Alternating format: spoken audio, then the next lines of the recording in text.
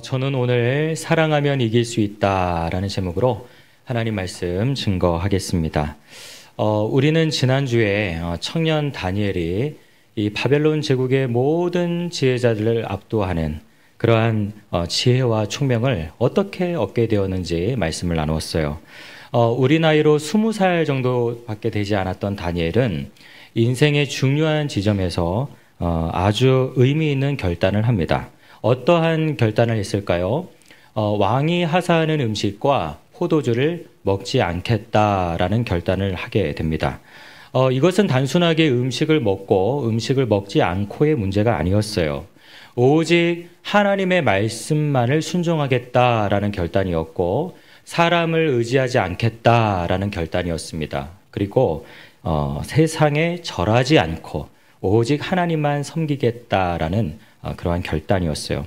그 결과 어떻게 되었을까요? 하나님께서 다니엘에게 놀라운 선물을 주십니다. 이 세상을 이길 수 있는 아주 강력한 무기를 주세요. 지식을 주시고 또 지혜를 주시고 또 이 세상을 분별할 수 있는 영적인 통찰력을 하나님께서 허락해 주셨습니다. 이러한 하나님의 은총이 하나님을 경외하는 저와 우리의 자녀 손들에게도 가득 넘쳐나기를 주님의 이름으로 축원합니다. 시간이 얼마가 지났을까요? 하나님의 사람들에게 또 다른 위기가 찾아오게 되었습니다. 바벨론의 왕 느부갓네살은 두라 평지에 금으로 된 신상을 만들어 세웁니다. 그리고 모든 고관과 관리들을 모아서 절을 하도록 했어요. 절하지 않으면 맹렬히 타는 풀무불에 던져 넣겠다, 이렇게 명령합니다. 느부갓네살 왕이 금으로 신상을 만들었으니 높이는 60규빗이요 너비는 6규빗이라 그것을 바벨론 지방의 두라 평지에 세웠더라. 선포하는 자가 크게 외쳐 이르되 백성들과 나라들과 각 언어로 말하는 자들아 왕이 너희 무리에게 명하시나니 너희는 나팔과 피리와 수금과 삼현금과 양금과 생황과 및 모든 악기를 소리를 들을 때 엎드려 느부갓네살 왕이 세운 금신상에게 절하라. 누구든지 엎드려 절하지 아니하는 자는 즉시 맹렬히 타는 풀무불에 던져 넣으리라 하였더라. 아주 엄한 명령이 지금 선포되었습니다. 지금 이 장면이 기록된 다니엘서 3장에는 다니엘이 등장하지 않아요. 성경은 다니엘에게 주목하지 않습니다. 성경은 누구에게 주목하냐면 다니엘의 3명의 친구들에게 주목합니다. 사드락과 메삭과 아벳느고, 이 다니엘의 3명의 친구를 주목해요. 그리고 이들에게 어떠한 일이 일어나는지를 우리에게 설명해 줍니다. 두라 평지에 자신의 신상을 세운 느부갓네살, 그에 대항하는 하나님의 사람 3명의 친구들의 이야기를 통해서 오늘 우리에게 주신 하나님의 음성을 듣고자 합니다. 하나님 주시는 위로와 도전이 우리 모두에게 가득하시기를 주님의 이름으로 축원합니다. 네, 본문을 통해서 주시는 메시지예요. 첫째로 우리 함께 읽어보실까요? 시작. 사람만이 아니라 평범한 사람에게도 찾아옵니다. 다니엘서의 주인공은 다니엘이죠. 다니엘을 중심으로 이야기가 이렇게 전개됩니다. 하지만 앞서도 말씀드렸지만 오늘 본문에서는 다니엘이 등장하지 않아요. 오늘 본문에서는 다니엘의 신실한 3명의 친구에게 집중하고 있습니다. 우리는 종종 어떤 신앙적인 위기 그리고 고난이 또 그 고난을 이겨내는 것은 특별한 몇몇 사람에게만 해당된다 이렇게 생각할 때가 있어요. 가끔 설교를 통해서 이 세상을 이겨내는 믿음의 선진들에 대한 이야기를 우리가 들을 때가 있죠. 여러분 그럴 때 어떠한 마음이 드십니까? 도전이 되시나요? 막 용기가 생기나요? 그러한 마음이 들기보다는 나는 저렇게 할 수 없어. 나는 그렇게 못해. 이러한 마음이 들 때가 더 많은 것 같습니다. 히브리서 12장에 보면 고난이 찾아왔지만 믿음으로 승리한 믿음의 선진들의 이야기가 적혀져 있어요. 우리들의 영웅이라고 할 수 있죠. 아브라함으로부터 시작해서 이삭과 야곱과 요셉, 모세, 수많은 영적인 거장들을 소개하고 있습니다. 내가 무슨 말을 더하리요? 기드온, 바락, 삼손, 입다, 다윗 및 사무엘과 선지자들의 일을 말하려면 내게 시간이 부족하리로다. 우리가 알고 있는 영웅들의 이름이 언급되어 있죠. 그런데 이 영웅들을 언급한 뒤에 이름 없는 수많은 믿음의 선진들을 언급합니다. 우리와 똑같은 평범한 사람들을 이야기하는 거예요. 또 어떤 이들은 이름이 없어요. 어떤 이들은 하면서 이야기를 합니다. 조롱과 채찍질 뿐 아니라 결박과 옥에 갇히는 시련도 받았으며, 이런 식으로 이름 없는 사람들의 일들을 이야기해요. 성도 여러분, 하나님은 소수의 영웅들에게만 집중하지 않으십니다. 하나님은 지극히 평범한 사람, 저와 여러분 같은 사람도 주목하시고 우리에게 기대하시는 바가 있습니다. 성도 여러분, 다니엘만이 아니라 다니엘의 3명의 친구들에게도 위기가 찾아왔죠. 왕의 음식을 먹어야 되는 그러한 일들이 생깁니다. 그리고 왕의 꿈을 알아맞추고 해석해야 되는 그런 말도 되지 않는 일들이 찾아와요. 오늘 본문 말씀처럼 사람들이 다 보는 평지에다가 신상을 세워놓고 절하지 않으면 죽일 것이다. 이런 강력한 핍박이 찾아오기도 합니다. 다니엘과 같은 사람뿐만 아니라 평범한 저와 여러분에게도 이러한 도전이 찾아온다라는 거예요. 역사를 보면 이렇게 신상을 세워놓고 절하라, 이러한 도전이 바벨론 제국에만 있지 않았습니다. 신약 성경, 신약 시대에 로마 제국이 속해 있던 지역에도 황제를 숭배하라는 그런 명령이 있었어요. 그리고 우리나라도 일제시대 때 신사참배를 우리가 요구받지 않았습니까? 일본 왕을 살아있는 신으로 칭하면서 그 왕, 그 신을 섬기라는 거예요. 우상숭배죠. 그런데 우리가 이제 기억할 때는 이 신사참배에 절하지 않은 분이 주기철 목사님, 그분만 우리가 기억하지만, 여러분, 그 당시에 이 신사참배를 거절하고 감옥에 투옥된 이름 없는 성도들이 2,000명이 넘었습니다. 그리고 그 중에 상당수가 순교를 했어요. 여러분, 오늘날에도 부당하게 우리를 도전하는 악한 명령이 있습니다. 우리의 신앙을 위협하는 구조가 있다라는 거예요. 우리를 도전하는 세력과 문화가 있다라는 것입니다. 제가 신대원 시절에 기독교 대학을 졸업한 동기들과 대화를 나눈 적이 있어요. 연세대, 숭실대, 이화여대, 서울여대, 이런 학교들은 선교사님이 세우신 그 학교잖아요. 기독교 대학이지 않습니까? 그래서 이런 대학들은 의무적으로 예배를 드려야 됩니다. 예배를 드려야 이 학년이 올라갈 수 있고 졸업을 할 수가 있어요. 그래서 이제 믿지 않는 수많은 학생들이 어쩔 수 없이 이 채플에 참여를 해야 돼요. 그럼 어떻게 하느냐? 이제 신문이나 책을 가지고 온답니다. 그래서 예배 시간에 이제 보는 거예요. 그냥 노골적으로 봐요. 이렇게 쫙 펴놓고. 그리고 책도 봅니다. 아니면 잠을 자요. 다른 일을 한다는 거예요. 대다수가 그렇게 하는 거예요. 그러니까 그 가운데 이제 신실한 우리 청년들도 있거든요. 이러한 청년들이 예배를 드리는 것이 이제 이상한 일이 되어버리는 겁니다. 그러니까 놀림을 받는 거죠. 야, 너 아까 막 기도하더라? 이런 식으로.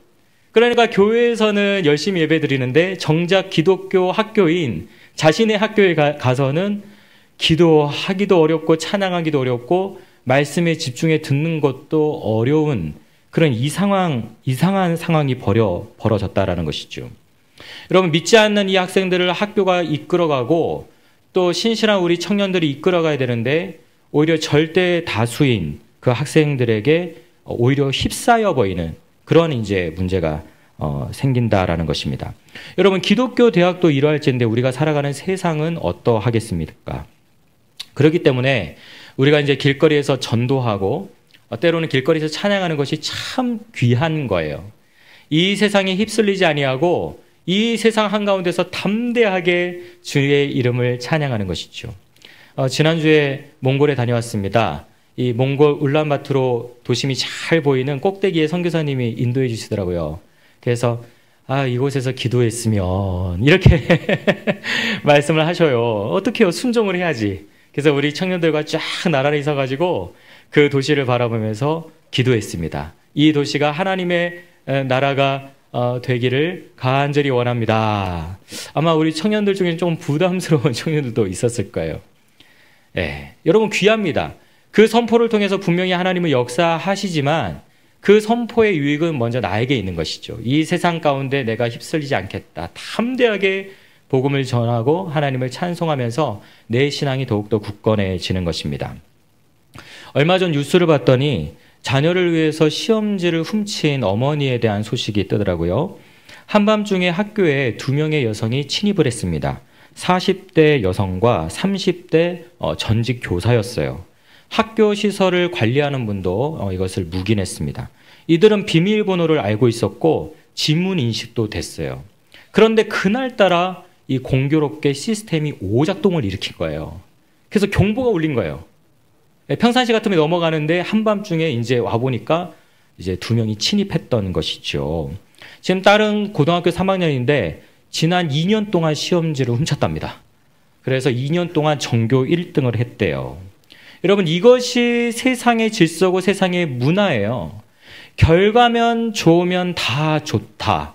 이제 이러한 세속의 문화가 있는 것이죠. 여러분, 부모라면 어떻게 됩니까? 예수님을 믿든 믿지 않든 간에 정직해야 된다, 성실해야 된다, 가르쳐야 되는데 오히려 부모가 앞장서 가지고 시험지를 훔쳐서 딸에게 주었습니다. 여러분, 딸이 무엇을 배웠겠습니까? 여러분, 우리가 살아가는 세상이 이러하다라는 거예요. 루드비 포이어바흐라는 철학자는 사람은 그가 먹는 바 그 자체라고 말했어요. 이 세상이 주는 음식이에요. 걸리지만 않으면 돼. 나만 아니면 돼. 결과만 좋으면 돼. 이게 세상이 우리에게 주는 음식이라는 것이죠. 이러한 세상의 질서와 문화를 계속해서 받아먹다 보면 나도 모르게 어느샌가 세상 사람이 되어 있는 것입니다. 문제는 이러한 유혹과 핍박이 다니엘과 같은 사람에게만이 아니라 저와 여러분 같은 평범한 사람에게도 찾아온다라는 것입니다. 그런데 하나님께서는 우리가 다니엘만이 아니라 평범한 우리도 이러한 유혹과 핍박을 이겨내길 원하신다라는 거예요. 많은 종교들은 사람을 구별합니다. 불교를 보면은 소수의 사람들만 출가하잖아요. 그래서 산속에서 수행을 하지 않습니까?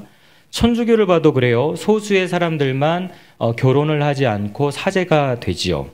뭔가 특별한 역할을 부여하는 거예요. 특별한 신분을 부여하는 것이죠. 그리고 더 많은 어떤 의무를 부과합니다. 그리고 나머지는요. 나머지는 적절하게 세상과 타협하면서 살아가는 거예요. 뭐 초파일 정도에 가서 기도하고 뭐 기도 제목 써가지고 연등을 달고 나머지는 이제 스님들 수행하라 이거예요. 본인들은 세상에서 적절하게 섞여서 살아가는 것이죠. 이러한 종교 문화를 보면은 그 내면에는 어떤 구분이 있는 것입니다. 성직자들을 따로 세워놓고 그들을 굉장히 추앙해요. 야, 우리 스님은 고기도 드시지 않고 결혼도 하지 않고 밤낮 산속에서 수행하셔. 겨울 동안에는 더 그냥 암자에 들어가셔서 밤낮으로 기도만 하셔. 우리 신부님은 참 좋은 분이야. 결혼도 하지 않고 얼마나 검소하신지 몰라. 그렇게 딱 구분해놓고 자기는 적절하게 세상과 타협하면서 살아간다라는 것이죠. 그분들은 특별한 분이에요. 신분을 갈라놔요. 그리고 나는 못해. 나는 할 수 없어. 어떤 작가가 이런 말을 했습니다. 이것은 겸손이 아니다. 신앙적인 도전을 회피해야 하는 유혹이다. 이렇게 진술을 했습니다. 성도 여러분, 우리는 그렇지 않아요. 우리 개혁교회는 그렇게 가르치지 않습니다. 성직자나 평신도나 다 하나님의 기름 부음 받은 종이라고 가르칩니다. 할렐루야. 여러분, 그러면 왜 여러분들이 담임 목사에게 순종합니까? 그건 역할의 차이 때문이에요. 담임 목사에게 여러분들이 순종하는 것은 제가 여러분보다 성령의 갑절의 은혜를 받고 기름 부음 받은 종이기 때문에 순종하는 것이 아니라 저에게 부여된 역할 때문에 여러분들이 순종하는 거예요. 담임 목사의 역할은 비전을 제시하는 겁니다. 그리고 하나님의 말씀을 증언하는 거예요. 그리고 이 교회를 지도하는 지도권을 여러분들이 담임 목사에게 부여했어요. 그렇기 때문에 순종하는 것이지요. 성도 여러분, 성도라면 직분과 상관없이 위기가 찾아옵니다. 그리고 하나님께서는 누구라도 성직자나 일반 평신도 누구라도 그 신앙의 도전 앞에 굴하지 아니하고 오직 주님만을 의지하며 돌파하기를 간절히 원하신다라는 것이죠.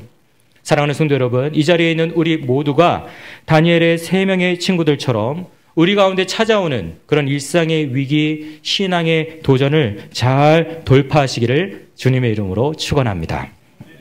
자, 그렇다면 이 다니엘의 3명의 친구들, 지극히 평범한 이 친구들은 어떻게 위기를 돌파할 수 있었을까? 첫째로 이들은 하나님의 은총을 기억했고 하나님의 은총은 이들의 삶에 각인되었습니다.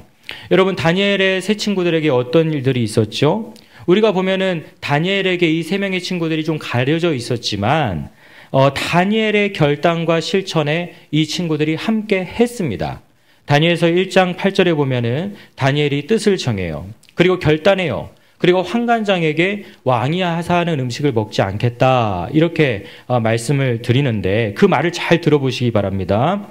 청하오니 당신의 종들을 열흘 동안 시험하여 채식을 주어 먹게 하고 물을 주어 마시게 한 후에. 자, 뭐라고 말합니까? 당신의 종이라고 말합니까? 종들이라고 말합니까?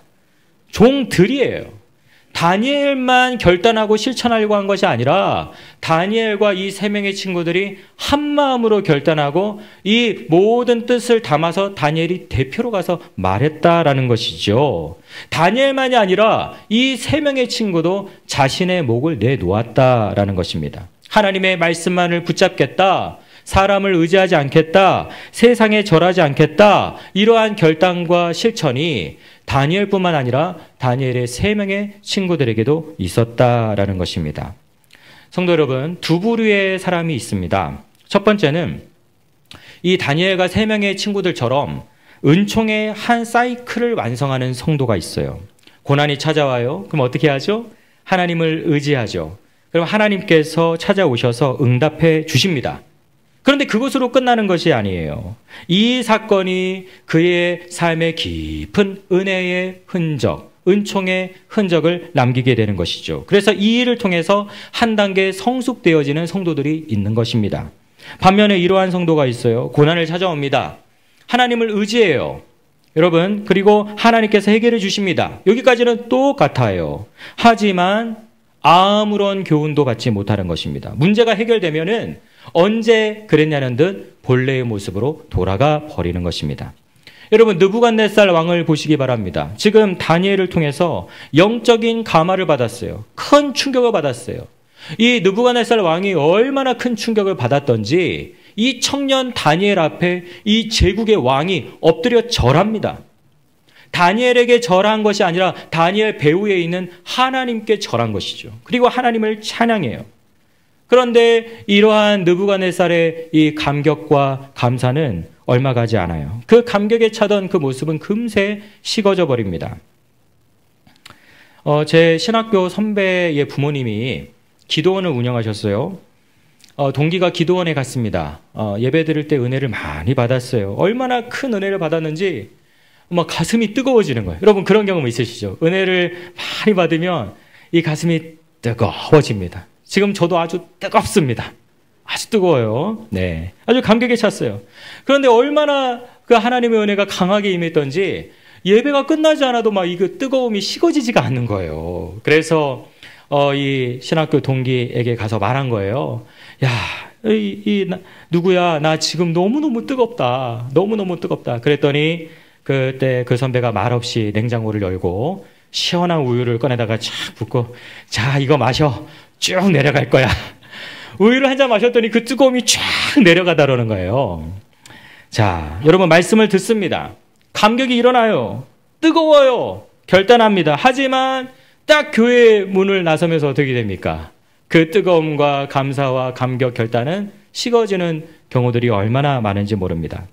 여러분, 성경에서는 이러한 사람을 겉은 옥토같이 잘 꾸며져 있지만 조금만 파보면 돌멩이로 가득 찬 밭과 같은 사람이다, 이렇게 얘기를 해요. 또 이와 같이 돌밭에 뿌려졌다는 것은 이들을 가리킴이니 곧 말씀을 들을 때에 즉시 기쁨으로 받으나 그 속에 뿌리가 없어 잠깐 견디다가 말씀으로 인하여 환난이나 박해가 일어나는 때에는 곧 넘어지는 자요. 말씀을 들을 때는 기쁨으로 받아요. 그런데 금세 식어져 버리는 것입니다. 여러분, 바벨론 왕이 그러했다라는 거예요. 잠시 감격에 차서 놀라움에 휩싸여서 하나님께 감사하고 하나님을 찬양했습니다. 하지만 금세 본래의 모습으로 돌아가 버린 것이지요. 사랑하는 성도 여러분, 느부갓네살처럼 다시 예전으로 돌아가지 않기를 주님의 이름으로 축원합니다. 자, 오늘 본문에서 우리가 가장 집중해야 되는 부분이 있어요. 다니엘의 세 친구의 고백인데, 우리 다니엘서 3장 17절부터 18절 우리 좀 마음을 모아서 함께 읽어보면 좋겠습니다. 함께 고백합니다. 왕이여, 우리가 섬기는 하나님이 계시다면 우리를 맹렬히 타는 풀무불 가운데서 능히 건져내시겠고 왕의 손에서도 건져내시리이다. 그렇게 하지 아니하실지라도 왕이여, 우리가 왕의 신들을 섬기지도 아니하고 왕이 세우신 금신상에게 절하지도 아니할 줄을 아옵소서. 아멘. 우리가 잘 알고 있는 아주 중요한 표현이 나와요. 그 표현이 무엇입니까? 그렇게 하지 아니하실지라도. 한번 따라해 보실래요? 그렇게 하지 아니하실지라도. 아주 중요한 고백이에요. 자, 이 고백이 어떤 의미가 있는 것인가? 지금 이 세 명의 친구가 담대하게 지금 왕에게 말하고 있습니다. 제가 앞서 말씀드렸죠? 이들에게는 두 번의 큰 은총 사건이 있었어요. 기억나십니까? 왕이 하는 포도주를 마시지 않았을 때 오히려 더 윤택하여지는 경험이 있었고, 왕이 꿈을 알아내고 해석하라는 그 지엄한 명령 앞에서 하나님의 환상 중에 왕이 무슨 꿈을 꾸었는지 또 해석까지 알려주시는 그 놀라운 은총의 사건이 있었어요. 자, 그게 각인됐어요. 그런데 이 세 명의 친구가 지금 그렇게 하지 아니하실지라도, 이게 어떤 의미인가? 이제는 충분하다라는 의미를 담고 있는 겁니다. 이제는 충분하다. 이제는 구해주지 않으셔도 절대로 하나님을 배반하지 않겠다라는 의미가 여기 담겨져 있는 거예요. 지금 두 번 큰 하나님의 구원의 역사가 있었죠. 이제는 구원해 주지 않으셔도 괜찮습니다. 이미 충분합니다. 라는 고백이 그렇게 하지 아니하실지라도 라는 겁니다. 성도 여러분, 어느 정도 우리와 비슷한데 끝이 좀 다른 것 같아요. 자, 보세요. 고난이 찾아오죠. 그 가운데 건져주시는 하나님의 은혜를 우리가 또 체험했습니다. 그리고 우리 가운데는 이 다니엘의 세 친구들처럼 우리의 삶 가운데 각인도 되었어요. 그런데 한 걸음 더 못 나가고 있는 거예요. 이 세 명의 친구는 한 걸음 더 나갔고 우리는 각인됐는데 더 나가지 못하는 거예요. 자, 우리에게 하나님께서 주신 은총 사건이 많이 있습니다. 수많은 체험들이 있어요. 각인되어 있어요. 그런데 우리는 이번에도 하나님께서 기적을 베풀어 주시길 원한다라는 거예요. 하나님께서 이번에 기적을 주시지 않으면 섭섭해하고 하나님을 원망하고 불평하는 모습이 우리에게 있다. 여러분, 어떻게 이렇게 차이가 날 수 있을까요? 각인된 것까지 똑같은데 이 세 친구들은 이제는 족합니다. 이제는 충분합니다. 라고 고백하는데 왜 우리는 이번에 건져주시지 않으면 서운합니다. 섭섭해합니다. 이렇게 고백을 할까요? 그것은 관계의 차이가 있는 거예요. 관계. 더 정확하게는 사랑의 고백이 담겨져 있는 거예요. 여러분, 다니엘의 세 친구들에게는 두 번이나 큰 구원의 사건이 있었죠. 근데 이 사건은 단순한 기적이 아니었어요. 이들에게 깊이 각인되었는데 어떻게 각인되었느냐? 하나님의 사랑으로 각인되었다라는 거예요. 그 은총을 통해서 하나님이 나를 이렇게 사랑하시구나. 그리고 이들 또한 하나님을 더 깊게 사랑하게 되었다.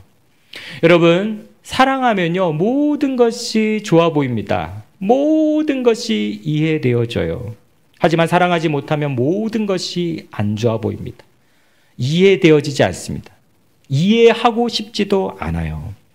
여러분, 다니엘의 세 명의 친구들은 두 번의 큰 은총의 사건을 통해서 하나님의 사랑을 체험했어요. 그리고 하나님의 사랑을 체험했을 뿐만 아니라 하나님을 사랑하는 자로 세워지게 된 거예요. 그랬기 때문에 이번에는 구해주지 않으셔도 괜찮습니다. 라고 고백할 수 있었던 것입니다.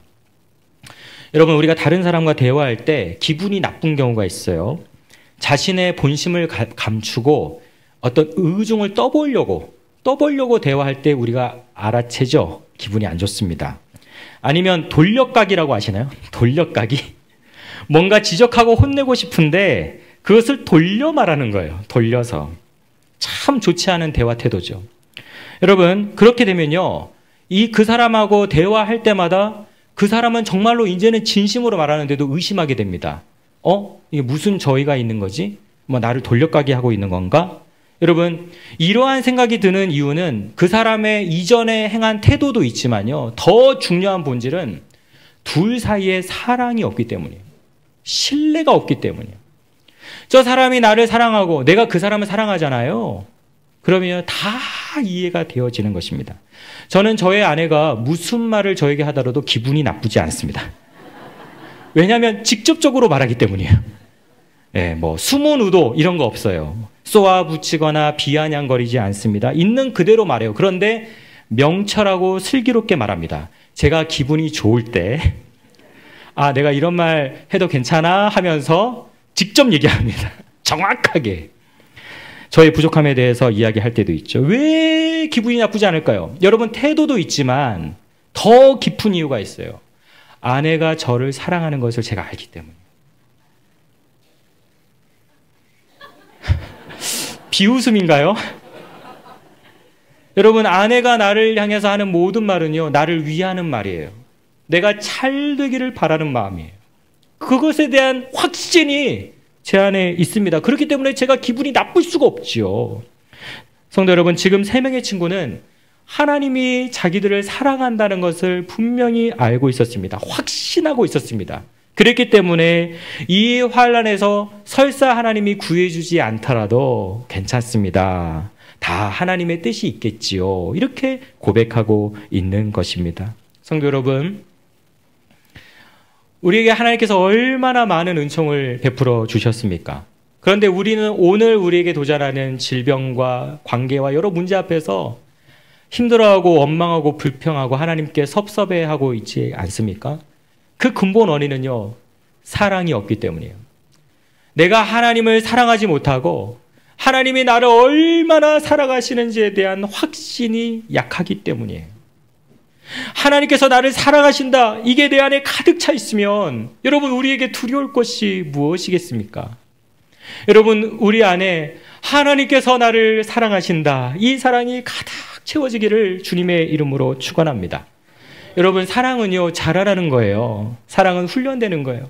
여러분, 많이 고백하세요. 사랑의 마음이 들지 않더라도 예수 사랑해요, 나 주 앞에 엎드려. 자꾸 사랑 고백하세요. 내가 사랑하지 않아도. 그리고 하나님께서 나를 사랑하신다는 찬양도 많이 하세요. 예수 사랑하심을 성경에서 배웠네. 우리들은 약하나 예수 권세 많도다.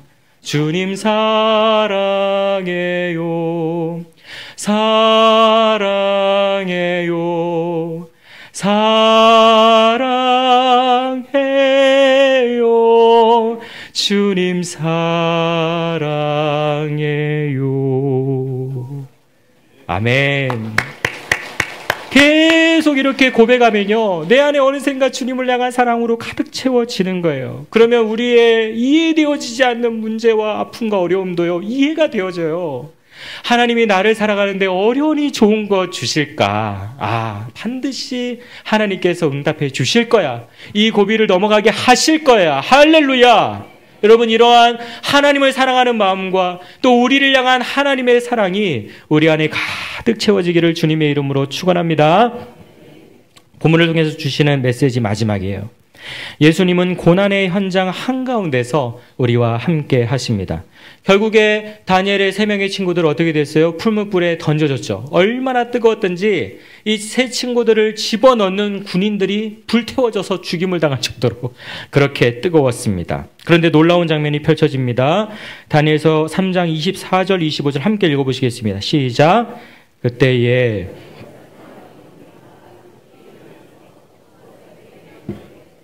우리가 결박하여 불 가운데 던진 자는 3사람이 아니었느냐 하니 그들이 왕에게 대답하여 이르되 왕이여 올소이다 하더라. 왕이 또 말하여 이르되 내가 보니 결박되지 아니한 4사람이 풀 가운데로 다니는데 상하지도 아니하였고 그 넷째의 모양은 신들의 아들과 같도다 하고. 아멘. 신들의 아들의 모양과 같다. 누굴까요? 바로 예수 그리스도, 하나님의 아들 예수 그리스도이신 줄 믿습니다. 여러분, 그런데 보세요. 지금 하나님의 아들 예수님이 어디에 계십니까? 품문불 바깥에서 아유, 얘들아, 내가 너희를 응원한다. 화이팅, 화이팅! 이렇게 하는 게 아니라 풀무불의 그 현장에 계시다 이 말이에요. 새 친구들이 던져진 그 풀무불의 그 한가운데 우리 예수님이 함께하고 계신다.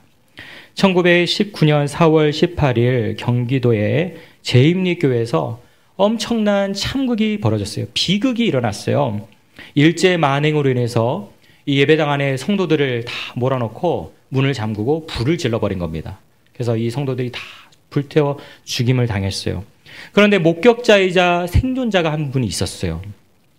전 동네 할머니라는 분이 살아남으셨습니다. 이분의 증언에 따르면 그 성도들이 어떻게 했느냐, 그 예배당 안에서 서로 어깨동무를 했다는 거예요. 어깨동무를 하고 하늘 가는 밝은 길이라는 찬양을 부르면서 하나님께 찬송을 부르고 하나님께 감사 기도를 드렸다. 여러분, 하나님은 그 불태워 죽임을 당하는 그들을 건져주지 않으셨습니다. 하지만 그 환난의 자리에 누가 계셨을까요? 우리 예수님이 계셨어요. 여러분, 이 성도들은 불에 타 죽으면서 예수님이 이 자리에 함께 하시다는 확신이 있었어요. 할렐루야. 거기에 더해서 하나님이 자기들을 사랑하신다라는 확신에 가득 차 있었습니다. 그렇기 때문에 그래, 하나님이 나에게 제일 좋은 거 주시지, 제일 좋은 거 주시지, 우리에게는 천국이 있잖아. 그러면서 그 자리에서 서로 얼싸안고 하나님께 찬양을 했던 것이죠. 하늘 가는 밝은 길이 내 앞에 있으니 슬픈 일을 많이 보고 늘 고생하여도 하늘 영광 밝음이 어두운 그늘 해치니 예수 공로 의지하여 항상 빛을 보도다. 여러분, 이 성도님들 비참한 죽임을 당했지만 지금 하나님의 품에 안겨 계시죠. 그리고 우리 예수님이 다시 오시는 그날에 기대하지도 못하고 생각하지도 못했던 놀라운 상급을 받고 또 우리 예수님처럼 다시는 죽지 아니하는 부활의 몸을 입게 될 줄 믿습니다. 말씀을 맺겠습니다. 여러분, 신앙의 위기는요, 다니엘과 같은 위대한 사람뿐만 아니라 저와 여러분 같은 평범한 사람에게도 찾아옵니다. 이미 우리는 여러 차례 하나님께서 주시는 은총을 경험했어요. 그런데 그 은총이 단순한 체험만이 되어서는 안 돼요. 여러분, 그 은총이 나를 향한 하나님의 사랑으로 우리 가운데 가득 차 있어야 될 줄 믿습니다. 그 은총이 나를 향한 하나님의 사랑이다, 이렇게 고백되어져야 된다라는 거예요. 하나님을 사랑하고 하나님의 사랑을 받을 때 우리는 어떠한 위기 앞에서도 하나님을 신뢰하고 찬양할 수 있어요. 여러분, 우리 가운데는 오랫동안 기도함에도 그 문제가 해결되지 않는 분들이 계십니다. 재정이 막혀 있고 자녀의 문제가 있고 가족의 질병이 있고, 여러분 얼마나 섭섭합니까? 서운한 마음이 들죠. 그렇게 기도해도 하나님 들어주시지 않고, 또 몸된 교회에서 밤낮으로 열심히 섬겨도 때로는 오해받고 서운할 때가 얼마나 많은지 몰라요. 그러나 우리 하나님께서 저와 여러분의 모든 수고와 그 헌신을 다 알고 계시고 무엇보다도 저와 여러분을 사랑하고 계십니다. 여러분, 문제가 해결되지 않아도요, 하나님의 더 깊은 뜻이 있는 거예요. 할렐루야. 우리를 위해 아들 예수님을 보내주신 하나님께서 저와 여러분을 위해 무엇을 못해 주시겠습니까? 그 어려운 문제도 우리 주님이 함께 하시며 같이 아파하고 계심을 여러분 기억하시기 바랍니다. 반드시 고난에는 하나님의 뜻이 있는 거예요. 하나님의 때에 빠르지도 않고 느리지도 않고 가장 적절한 하나님의 때에 하나님 우리 가운데 오셔서 우리를 구원해 주실 줄 믿습니다. 또 그렇게 하지 않으실지라도 하나님의 사랑이 있으면 되지요. 할렐루야. 사랑이 모든 것을 이기고 사랑이 있으면 충분한 것입니다. 그리 아니하실지라도 오직 주님만을 따르겠습니다. 그렇게 고백하며 매일매일 승리하며 나아가는 저와 여러분 되시기를 주님의 이름으로 축원합니다.